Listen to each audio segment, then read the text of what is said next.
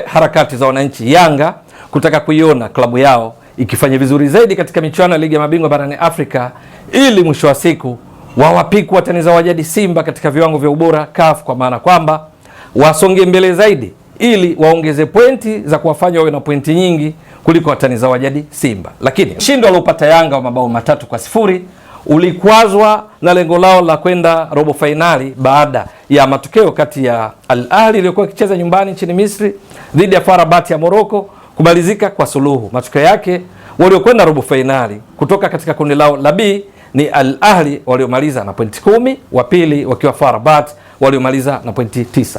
Ushindi wa mabao 3-0 dhidi ya JS Kabylie umewafanya wafikishe pointi 8 na hivyo kumaliza katika nafasi ya 3 wakifunga mabao 5 wakiruhusu mabao 4. Matokeo yake pointi walizozipata Yanga hazijawezesha hata kidogo kuwapiku watani za wajadi Simba ambao kwenye kundi lao la D walimaliza katika nafasi ya mwisho kwa kufikisha pointi 5, ilhali walioongoza katika kundi lao na kusonga mbele kwa hatua ya robo finali ni Stade Malien ya Mali iliyomaliza na pointi 11 wakifuatiwa na Esperance de Tunis ya Tunisia, huku timu iliyoshika nafasi ya 3 ni Petro Atletico ya Angola, huku Simba wakimaliza katika nafasi ya mwisho. Matokeo yake, pamoja na kwamba Simba wamemaliza mkiani nafasi ya mwisho, pamoja na ukweli kwamba Yanga wamemaliza katika nafasi ya 3, lakini viwango vya ubora bado Simba ina pointi nyingi zaidi kulinganisha na Yanga, kwa sababu kabla Yanga walikuwa na pointi 30, Simba wana pointi 38.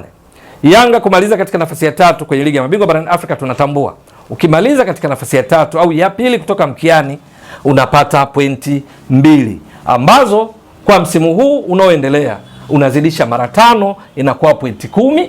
Kwa hiyo Yanga kwenye kibindo chake umeongeza pointi 10.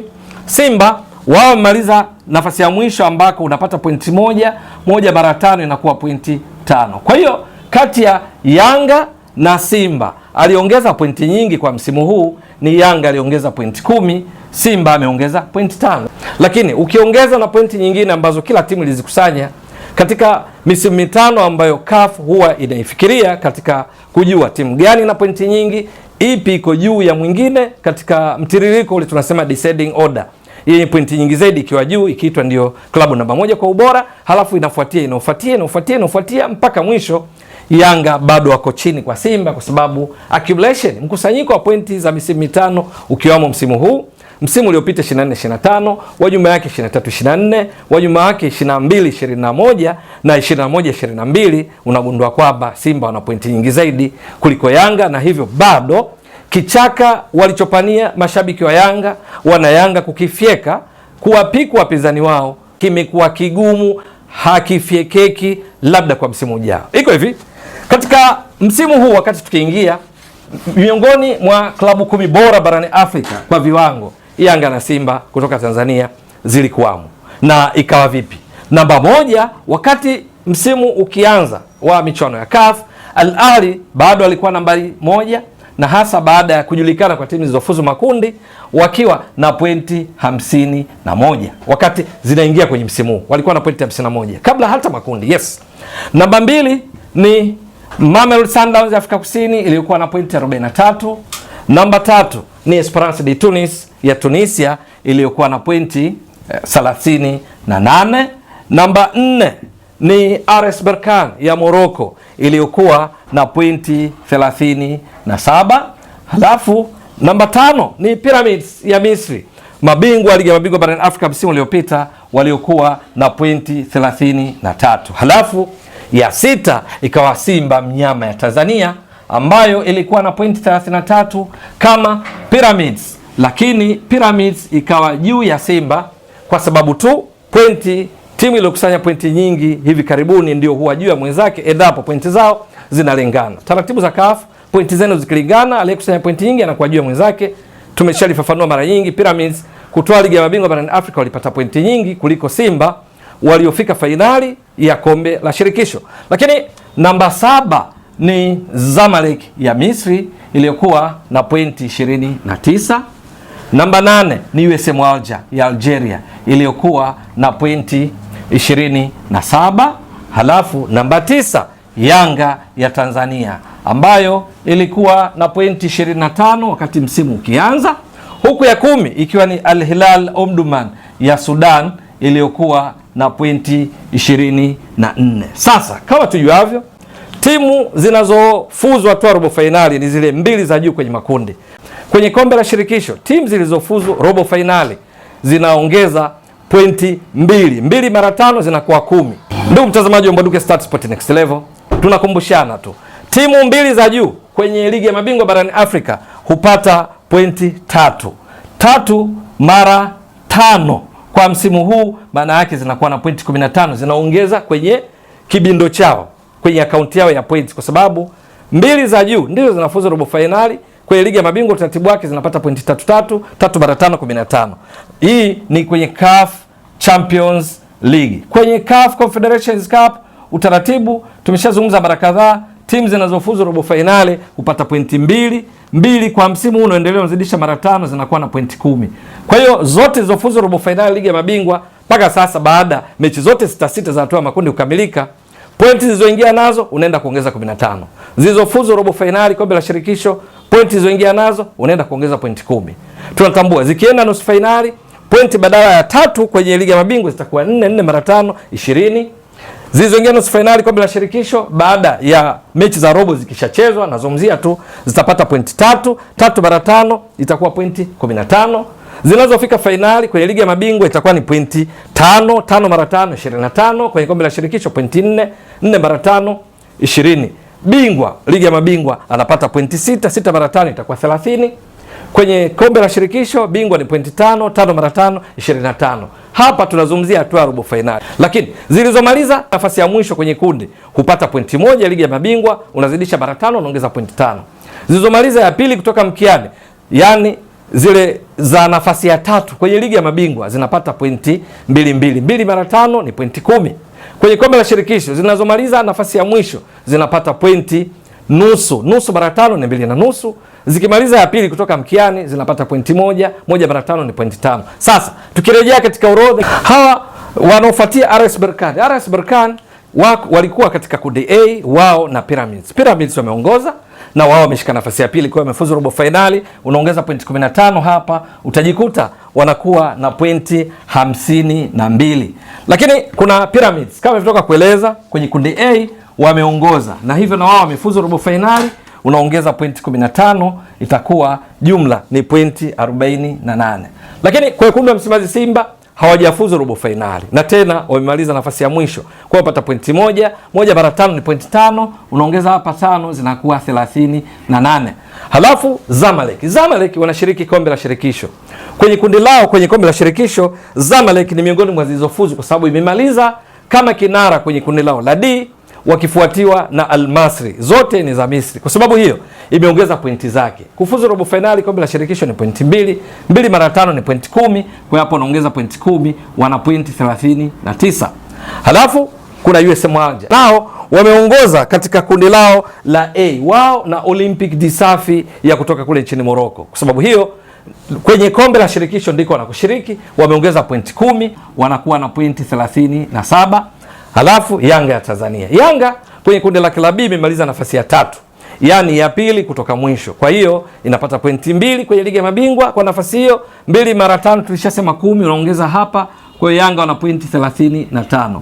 Halafu Al Hilal Omdurman wao wamefuzu hatua ya robo finali wakiongoza kwenye kundi lao wakiwa pamoja na Mamelodi Sundowns ya Afrika Kusini. Kwa hiyo wao kwenye ligi ya mabingwa unaongeza pointi 15 kama tulivyotoka kueleza, wana pointi 39. Sasa kwenye top 10 hizi utaona Al Ahly kwa kufuzu kwao bado wao ni namba 1, hawana mpinzani kwa sababu pointi 66 ndio nyingi kuliko wote. Mamelodi bado wanashika nafasi ya pili kwa pointi zao hizi 58. Esperance de Tunis pointi 53 ndio nyingi kuliko wote baada ya Mamelodi na Al Ahly, kwa wanashika nafasi ya 3. RS Berkane bado wanashika nafasi ya 4. Ya 5 bado ni Pyramids ambao wana pointi 48. Ya 6 sasa kutoka pointi 48, timu yenye pointi nyingi zaidi hapa tukiangalia ni pointi 39 ambazo ni Zamalek na Al Hilal Omdurman. Zamalek na Al Hilal Omdurman wote wana pointi sawa sasa 39.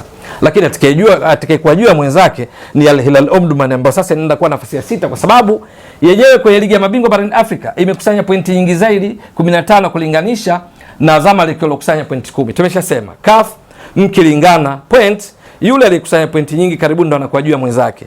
Al Hilal hivi karibuni baada ya kufuzu robo finali ligi ya mabingwa ni pointi 15, wakati Zamalek kufuzu robo finali kombe la shirikisho ni pointi 10. Kwa hiyo huyu ndo anakuwa nafasi ya 6 ambaye ni Al Hilal Omdurman. Zamalek anakuwa nafasi ya 7 kwa pointi zake 39.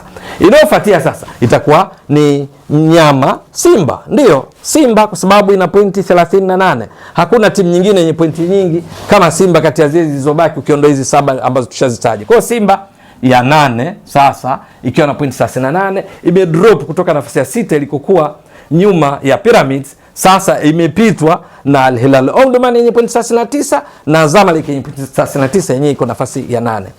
Ya 9 ni USM Alger yenye pointi 37. Hii hapa pointi 37 ni nyingi kuliko pointi za Yanga ambazo ni 35. Kwa hiyo katika top 10 Yanga imedrop sasa kutoka nafasi ya 9 iliyokuwa awali, badala yake iko nafasi ya 10.